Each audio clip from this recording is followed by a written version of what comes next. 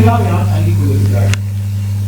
இந்த சூரியனை போன்று இன்னும் சில கோடிக்கணக்கான சூரியன்கள் அவற்றையெல்லாம் நட்சத்திரம் என்று சொல்கிறோம். நட்சத்திரங்கள் எல்லாம் வானொலியை செய்தியை நிரம்பு கொண்டிருக்கிறது. அவற்றையெல்லாம் யார் தாங்கிக் கொண்டிருக்கிறார்கள்? அந்த தாங்கக்கூடிய பொருள் அந்த பொருளை விட வலிமை அதிகமாகத்தான் இருக்கிறது. ஆகவே இத்தனை பொருட்களை தாங்கிக் கொண்டிருக்கக்கூடிய அந்த புத்தவழி இவற்றையெல்லாம் விட பல மடங்கு ஆற்றல் உடையதாக இருக்கிறது. அந்த புத்தவழிக்கு அறிவு பேரறிவு மிக்கதாக இருக்கிறது. எப்படி அந்த புத்தவழிக்கு பேரறிவு மிக்கிறது நாம் உணர்கிறோம். இந்த புத்தவழிகளுக்கு இத்தனை அணுக்களும் அண்டங்களும் அஜகுணங்களும் மனிதன் ஒரு அறிவு முதல் ஆறறிவாய் தோன்றியிருக்கிறது. இத்தனை அறிவு எதிர்த்து கொண்டிருக்கிறது. எப்படி ஒரு ஆலமரம் வளரும் போது அந்த வெளியில் அது இப்படியெல்லாம் வளர வேண்டும் என்ற அமைப்பு ஊற்றி தந்திருக்கிறது. அதுபோன்று இத்தனை ஏற்புகளுக்கு காரணமான அந்த மூலத்திலே அந்த அறிவுகளை இருக்கிறது. அந்த மூலத்திலே இருக்கக்கூடிய அறிவுகளை அது வளர்ந்து வரும்போது இத்தனையாக தோன்றுகிறது. இங்கு பார்க்கக்கூடிய எல்லாவற்றிலும் அறிவு நிரம்பி இருக்கிறது. நாம் ஜடப்பொருள் எடுத்துக்கொண்டால் அதுவும் அந்த அறிவுகளை இருக்கிறது. பூமியை எடுத்துக்கொள்வோம். பூமிக்கு அறிவு என்பது இல்லை. சரியாக ஒரு நாளைக்கு ஒரு முறை தன்னைத்தானே சுற்றி வருவோம். என்றாவது ஒரு நாள் இது ஒரு அரை மணி நேரம் காவலுக்கு சுற்றி இருந்தால் அல்லது எதாவது ஒரு நாள் அரை மணி நேரம் வேகமாக சுற்றி இருந்தால் இங்கு அறிவு எனக்கு எல்லாம் அந்த இடங்களை அந்த அறிவானது எல்லா அணுகளும் பொருட்களையும் அது புரிய வந்து இத்தனை இந்த அண்டங்களையும் அந்த அண்டத்தில் வந்து உயிரினங்களையும் தோற்றுவித்த அந்த எவ்வளவு அறிவு இருக்கிறது. வேறு அறிவு இருக்கிறது. அதன் வர்த்தான இருந்து வேறாக்கும் வேறறிவு பலமும் ஒன்றிணைந்த பெருவழியே. இதுவரை நான் இந்த சித்தவழி என்று சொல்லும்போது தெய்வம் என்று சொல்லும்போது நமக்கு கண்முன்னே பல வடிவங்கள் காட்சி இருக்கிறார். எத்தனையோ உருவங்கள் நமக்கு தோன்றும். தெய்வம் என்று நினைத்தால் ஏதோ ஒரு உருவம் நமக்கு தோன்றும். அப்படி அந்த வழிபாட்டு முறைகளில் நாம் இருக்கிறோம். ஆனால் எது தெய்வம் என்று பாருங்கள். வர்த்தான பேராக்கு பெருவழி பழமூன்று ஒன்றிணைந்த பெருவழியை எவ்வளவு பெரிய பார்த்திருக்கிறார். தெய்வம் என்பது உண்மையான நிறைய சொல்லும்போது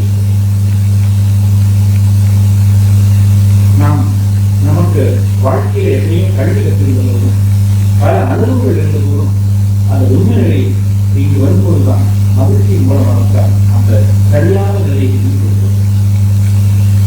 ஆசிரியராக நாம் பணியாற்றிக் கொண்டு கூட பல இடங்களிலே இந்த விஞ்ஞானபூர்வமான உண்மைகளை எல்லாம் மகிழ்ச்சி இந்த கருத்துக்களை எல்லாம் தெரிந்து கொண்டிருந்தால் அதை அந்தந்த நிலையிலே நீங்கள் உணர்ந்து உண்மையிலே நம்ம எல்லாம் அதிர்ச்சியவர்கள் ஒரு விஞ்ஞானியாக பார்த்திருக்கிறார்கள், பிரம்மஞானியாக பார்த்துக் கொண்டிருக்கிறார்கள்.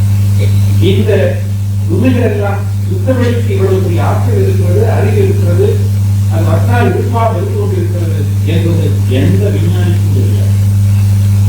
இது இருக்கக்கூடிய பலர் ஆன்மீகத்தில் உயர்ந்த நிலையில் சொல்லியிருக்கிறார்கள். அவர்களுக்கெல்லாம் இந்த நிலையை உணர்ந்திருப்பார்களா என்று சந்தேகம் புரிகிறார். ஆனால் இந்த பிரம்மஞான பயிற்சி கடந்து கொண்டிருக்கக்கூடிய நாம் ஒவ்வொருவரும் அறிந்து கொள்ளக்கூடிய நிலைக்கு நம் ஏற்படுத்தார். இதுதான் உண்மையிலே நாம் செய்த ஒரு பெரிய வாக்கு. அந்த இறைநிலையிலிருந்து அந்த அணுக்கள் தோன்றியது. அந்த சுத்தவழியிலிருந்து அந்த அணுக்கள் தோன்றியது. இந்த அணுக்கள் ஏன் தோன்ற வேண்டும்? காலையில் முதல்வர் சொல்லும்போது கூட சொன்னார், எப்படி குழந்தைகள் இருக்கக்கூடிய ஒரு துளி ஆற்றல் எவ்வளவு வேலை செய்கிறதோ அப்படி என்றால் இந்த சுத்தவழிக்கு எவ்வளவு பேராற்றல் இருக்கிறது, அதை எப்படி சும்மா இருக்க முடியும்? அந்த சுத்தவழி சும்மா இருக்கிறது. இந்த சுத்தவழிக்குள்ளே ஒரு மென்மையான ஒரு அறிவு நடந்து கொண்டே இருக்கிறது. அந்த அறிவுத்தான் நிலவட்டி கீழே இருக்கிறார். அதற்குள்ளே ஒரு நுண் அறிவு நடந்து கொண்டே இருக்கிறது. அந்த நுண்ணறிவின் காரணமாக அங்கிருந்து அணுக்கள் உருவாகிறது. எந்த இடத்திலே அந்த நுண்ணறிவுடைய உண்மை அதிகமாகிறது, அந்த ஒரு மாற்றம் அதிகமாகிறது, அந்த இடத்திலே அது ஒரு அணுவாக உருவாகிறது. காற்று நிரம்பி இருந்து போதும் அந்த காற்று மண்டலத்தில் ஏற்படக்கூடிய அழுத்த வேறுபாடு சூறாவளியை உருவாக்குகிறது. இந்த சுத்தவழி என்பது எல்லா இடத்திலும் நிரம்பி இருக்கும் போதும் கூட அங்கு இருக்கக்கூடிய அந்த செடிகளுடைய மாற்றம் அது அணுவாக உருவாகிறது.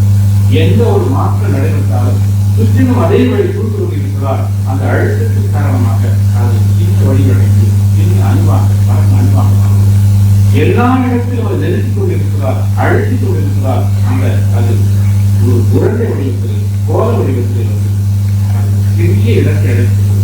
சுத்தவழியுடைய ஆட்கள் அவ்வளவு பெரிய ஆட்கள் அதை அழுத்துவதால் அது இன்னும் அதை விட பெரியதாக முடியாத நிலையிலே அது இந்த இடத்தை அழைத்துக் கொண்டு அது சுழல ஆரம்பிக்கிறது.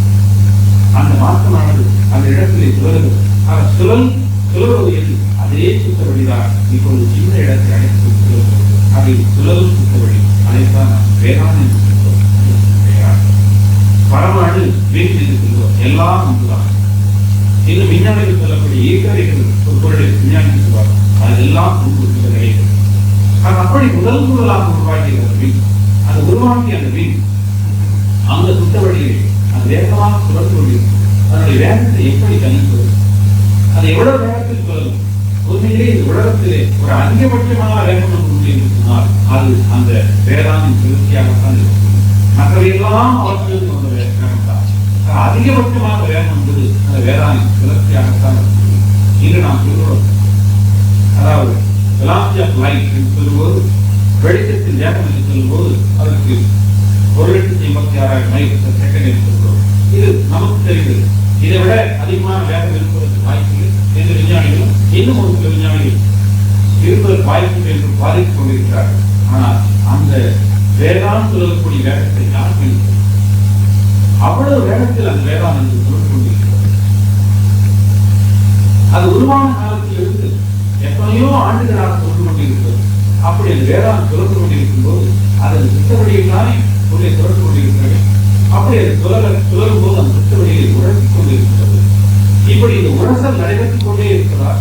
அந்த வேளாணின் வேகம் நாளாக அது கொஞ்சமாக குறைய ஆரம்பிக்கிறது. எந்த ஒரு சுழற்சி இருந்தாலும் அந்த சுழற்சி விழிவிடை அது வேகம் அதிகமாக இருக்கும். அப்படியே மையம் நோக்கி செல்ல செல்ல செல்ல வேகம் குறைந்து மையத்திலே சுழலாத நிலைக்கு வந்துவிடும். ஒவ்வொரு சுழற்சியும் மையத்திலும் அது ஒரு சுழலாத நிலையை கொண்டிருக்கும். மீன்விசை வேகமாக சுழன்று கொண்டிருக்கிறது. அந்த விசையின் வெளியே நான் நல்ல வச்ச கண்ணை வெட்டி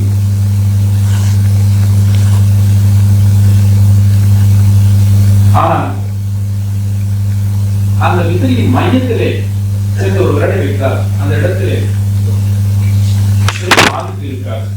ஆக வேகத்தின் வேகமாக மையம் நோக்கி செல்ல செல்ல தொடர்ந்து கொண்டே இருக்கும்.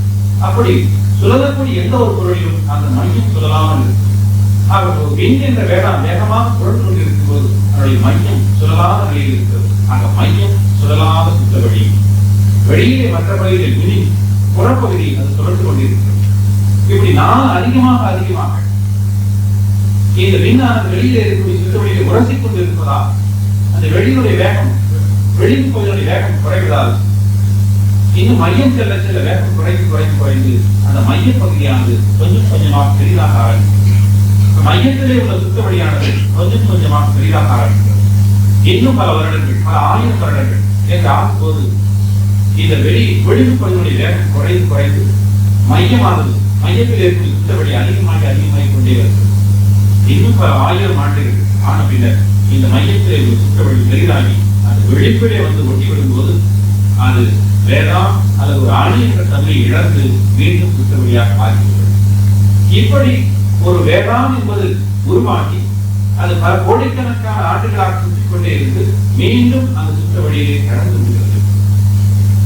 இப்படி உருவாகி வந்த வேதாந்து தான் அதனை கூட்டுகள் தான் என்று நாம் பார்க்கக்கூடிய அத்தனை உருவங்கள். இப்படி ஒரு வேளாண் உருவாகி வரும்போது அது முதலிலே வேகமாக சொல்லிக் கொண்டிருந்தது. பின்னர் நாட்கள் செல்ல செல்ல வேகம் குறைகிறது. அந்த வேகம் குறையும் போது அந்த மையத்திலே உள்ள சுத்தவழி பெரிதாக்கிக் கொண்டு வருகிறது. அப்படி மையத்திலே உள்ள சுத்தவழி பெரிதாக வருவதால் அந்த வேளாணின் எடை கூடிக்கொண்டு வருவதாக சொல்கிறோம். அங்கு எடை என்பது மையத்திலே உள்ள சுத்தவழி பெரிதாகிக் கொண்டு வருகிறது. விஞ்ஞானத்தில் சொல்வாங்க, ஐன்ஸ்டீன் கூட ஒரு ஃபார்முலா சொல்வார், E=mc² என்று சொல்வார். அதாவது ஆற்றலை எடையாக மாற்ற முடியும் என்ற ஒரு உதாரணத்தை சொல்வார். அப்படி மையத்திலே உள்ள சுத்தவழி பெரிதாகுவதால் அந்த வேளாணின் எடை கூடிக்கொண்டே வருகிறது. நாங்கள் வேளாண் ஆரம்பத்திலே எடை குறைவாக இருக்கிறது, பின்னர் நாளாக அந்த எடை அதிகமாகிக் கொண்டே வருகிறது. இந்த கணக்கிலே வைத்து பாருங்கள் நம்முடைய விஞ்ஞானம். இன்று ஒவ்வொரு அணுவிலும் எலக்ட்ரான் இருக்கிறது, புரோட்டான் இருக்கிறது, நியூட்ரான் இருக்கிறது. எந்த ஒரு எலக்ட்ரானாக இருந்ததோ அதுவே அந்த வேளாணிக்கு ஒரு நிலையில் எலக்ட்ரானாக இருக்கிறது. நாட்கள் செல்ல செல்ல செல்ல செல்ல அந்த வேகம் குறையும் போது அதுவே அடுத்த நிலையிலே புரோட்டானாக மாறுகிறது. இன்னும் நாட்கள் செல்ல செல்ல செல்ல செல்ல இந்த புரோட்டானாக இருந்தது நியூட்ரானாக மாறுகிறது. இன்னும் நாட்கள் செல்ல செல்ல செல்ல இந்த நியூட்ரான் என்பது காணாமல் போய்விடுகிறது. அந்த அணுச்சேர்வு ஏற்பட்டு அந்த ரேடியோ ஆக்டிவிட்டி ஏற்படுகிறது. இப்படித்தான் அணுக்கள் எல்லாம் ஒன்று சேர்ந்து இதை நாம் பார்க்கக்கூடிய அத்தனை தனிமங்கள் வந்திருக்கிறது. இது வேதாந்தங்கள் கூட்டு அதனால் வரக்கூடிய தனிமங்களின் அமைப்பு. அடுத்ததாக இந்த வேதாந்தம் சுழன்று கொண்டு இருக்கும்போது இது அந்த சுத்தவெளியிலே சுழன்று கொண்டு இருப்பதால் அந்த சுத்தவெளியை உரசுவதால் அந்த உரசலில் இருந்து அங்கிருந்து அந்த சுத்தவெளி தன்னை சுற்றி இருக்கக்கூடிய சுத்தவெளியிலே ஒரு மாற்றத்தை கொண்டு வருகிறது. ஒரு குளத்திலே நீர் அசையாமல் இருக்கிறது. அது அசையாமல் இருக்கும் நீரிலே ஒரு கல்லை எடுத்து போட்டு விடுகிறோம். அந்த கல் போன்ற இடத்திலிருந்து அலையாளர் வட்ட வட்ட வடிவமாக அப்படியே குளம் எல்லை வரை சென்று கொண்டே இருக்கும். அது வெளியே செல்ல செல்ல அந்த உயரம் அந்த மேடு பள்ளம் குறையுமே ஒழிய ஆனால் வெகு தூரத்துக்கு சென்று கொண்டிருக்கும். அதே போன்று இந்த சித்தவெளியிலே இந்த வேளாண் அணுக்கள் தொடர்ந்து கொண்டிருக்கும் போது அதை சுற்றி இருக்கக்கூடிய சித்தவெளியிலே ஒரு மாற்றத்தை உண்டு விடுகிறது. ஒரு அலையை உண்டு விடுகிறது. எந்த ஒரு மாற்றமானாலும் ஒரு அலையாளர் வெளிக்கிழக்கு செல்லும் போது மீண்டும் அதே சித்தவெளி அழுத்துவதால் அதுவும் சுருட்டப்பட்டு ஒரு கோல வடிவமாக்கப்பட்டு அதுவும் அங்கிருந்து சின்ன சின்ன உருட்டைகளாக வெளியே சென்று கொண்டே இருக்கும். அப்படி அந்த இரண்டாம் நிலையில் செல்லக்கூடிய அந்த விண்ணைத்தான் அந்த அதை நிலவில் என்று சொல்கிறோம் அல்லது யோகான் என்று சொல்கிறோம். முதல் நிலையிலே வந்தது வேதாம். அந்த வேதாம் அது சுழல்வதால் அங்கிருந்து உற்பத்தியாகி வெளியே வருவது அதனை யோகான் என்று சொல்கிறோம். அதற்கு மகிழ்ச்சியோடு ஒரு நல்ல உதாரணம் சொல்வாங்க. இந்த கத்தி தானே விடக்கூடிய இடத்திலே ஒரு சக்கரம் சுற்றி கொண்டே இருக்கும். அது கத்தியை வைத்து பிடித்துக் கொண்டால் அதிலிருந்து தீப்பொறிகள் நிறைய வந்து கொண்டே இருக்கும். இப்படி தீப்பொறிகள் வருவது போது வந்து கொண்டிருப்பதுதான் இந்த யோகாங்கள். அசையாமல் இருக்கக்கூடிய அந்த சுத்த வெளியிலே உள்ளே அந்த அந்த வேதாம் வேகமாக சுழன்று கொண்டிருக்கிறது. அந்த சுழற்சியின் காரணமாக அங்கிருந்து யோகாங்கள் நிறைய வெளியே வந்து கொண்டிருக்கிறது. அப்போ ஒவ்வொரு வேதானில் இருந்தும் ஆயிரக்கணக்கான யோகான்கள் அதிலிருந்து சுற்றிலுமாக எல்லா இடத்திலும் கிளம்பி வெளியே வந்து கொண்டிருக்கிறது. அப்படி வெளியே வரக்கூடிய அந்த யோகாங்கள் சிறு தூரம் சென்ற இடத்துல அப்படியே கரைந்து கொடுத்து அந்த கரையக்கூடிய இடத்திலே செய்யக்கூடிய மாற்றத்தை தான் நாம் காந்தம் சொல்கிறோம். அதற்கு முந்தி இருந்த சுத்தவெளிக்கும் இப்பொழுது யோகான்கள் கரைந்த நிலையில் இருக்கக்கூடிய சுத்தவெளிக்கும் ஒரு மாற்றம் இருக்கும். அந்த மாற்றத்தை தான் காந்தம் என்று சொல்கிறோம். முதலில் இருந்த சுத்தவெளி அது சிவம் அசையாமல் இருந்த ஒன்று. இப்பொழுது வந்த மாற்றம் யோகான் கொடுத்த ஆற்றல் அந்த சக்தியும் சிவமும் சேர்த்து இங்கு கந்தனை உருவாக்கிறது சொல்கிறோமே, இங்கு காந்தத்தை உருவாக்கி இருக்கும். அந்த அசையாத சுத்தவெளியிலே இந்த அசையக்கூடிய தன்மை பெற்ற இந்த யோகான்கள் கரைந்து கொண்டிருக்கக்கூடியது. அது கரைந்த நிலையில ஏற்பட்ட மாற்றத்தை தான் அங்கு நாம் காந்தம் என்று சொல்கிறோம். இதுவரை நாம் காந்தம் என்றால் என்னவோ கற்பனை செய்து கொண்டிருந்தோம். இவ்வளவுதான் காந்தம். விஞ்ஞானிகளை சென்று காந்தம் என்றால் என்ன என்று கேட்டால் உடனே புத்தகத்தை தேடுவார்கள், பாமனாவை தேடுவாங்க. வரக்கூடிய முன்னாள் யோகான் இருக்காங்க. வேற இங்க பேசுகிறோம், அங்கே ஓசை வந்து கொண்டிருக்கிறது. இந்த ஓசையெல்லாம் யோகான் இருக்காங்க. இந்த மாற்றங்கள் எல்லாம் யோகான் தான். அந்த வெளிச்சமான வருவது அது யோகான் தான். அந்த ஓசையான வருவது அது யோகான் தான். வாசனையான வருவது அது யோகான். வெளியிடும்போது நாம் சொல்லுகிறோம். அழுத்தம் என்பது இன்னும் கொஞ்சம் அதிகமாகும் போது ஓசையாக மாறுகிறது. ஓசை என்பது இன்னும் கொஞ்சம் அதிகமாகும் போது வெளிச்சமாக மாறுகிறது. வெளிச்சம் என்பது இன்னும் கொஞ்சம் அதிகமாகும் போது சுவையாக ஆகிறது. சுவை என்பது இன்னும் கொஞ்சம் அதிகமாகும் போது அது மனம் வாசனையாக மாறுகிறது. ஓசைக்குரிய அழுத்தம் அடக்கமாக இருக்கிறது. வெளிச்சத்துக்குரிய ஓசையும் அழுத்தம் அடக்கமாக இருக்கிறது. சுவைக்குள்ளே வெளிச்சம் ஓசை அழுத்தம் உள்ளே இருக்கிறது. வாசனைக்குள்ளே மற்ற நான்கு ஒன்றாக அது இப்படி நாம் இவற்றுக்குள்ள அவர்களெல்லாம் அடக்கமாக இருக்கிறது. கண்டிப்பாக முதல் தன்மையை நாம் பெரும் தாமதம் செய்வோம். அடுத்த நிலையில் தாமதத்தில் சிறப்பு தன்மையாக வரும்போது அதனை இன்னும் அடுத்த நிலையிலே அது வரும்போது அதனை கட்டாயம் எல்லாம் பெரும்புது அழுத்தம் அதிகமாக இருக்கிறது.